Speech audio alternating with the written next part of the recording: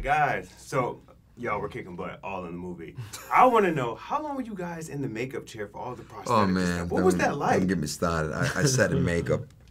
This is so unfair because I sat in makeup 4 hours to get those eyes in, and then you would have like a 12, 13, 14-hour shoot day afterwards.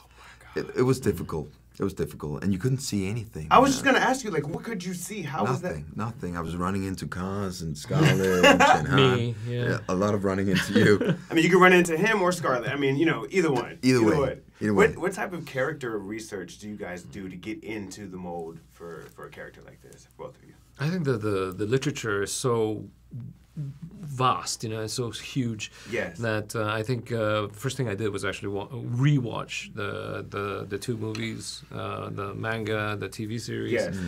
That's a lot of hours of research. But that's the first thing you do, right? And then you know, I think then it's how you look, and then you work with production, you work with hair and makeup, you work with costumes, and you work with obviously Rupert Sanders, who has a very distinct view of the world and the characters, and then the rest of it is training. You know, we did a lot of physical training. I was going to ask you guys, what was that process like, the training process? That was difficult for a Danish guy who hates the gym. That was difficult because we came down there a couple of months before we would start shooting, which is not normal. Right. You know, that's very uncommon.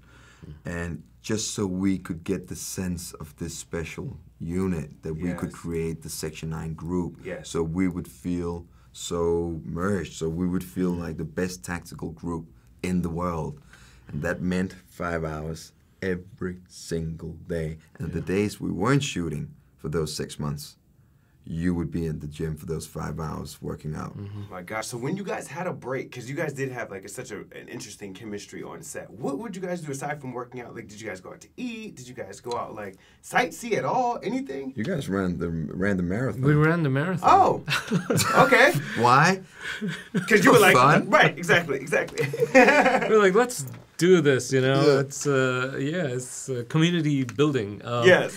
But that's what we did, and then we went to eat, and then because we were there for such a long period of time, you know, there was the arts festival, there was the comedy festival. There was a lot of festivals. And we went to all of them. People around town were like, "Who are those?" You know, there was a time we went to a restaurant with the rest of Section 9, with Ishikawa and Borma and Ladria, and some people thought we were part of a band that were touring New Zealand from like Europe. I love it. I love it.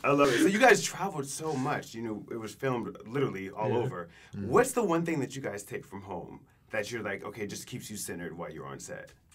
Anything? I love New Zealand. I love that place. I thought it was incredible. New Zealand is one of the most magical countries I've ever been. It's very quiet, it's very relaxed, and people, the Kiwis are some awesome people. But it was also wonderful after 5.5 months to go to Hong Kong and get that vibrant of that city. You know, that was a cool thing. Yeah. Right. What about you? The experience of. Yeah, no, New Zealand was magical, right? Because I mean, you feel like you're in the Shire, it's Lord of the Rings territory, and then from that to move to Hong Kong, which is gritty and dense, it was like a shot in the arm for us. It was like a double espresso or something for us, and you know, it was amazing to do. That's great. Thank you guys for being on BlackTree.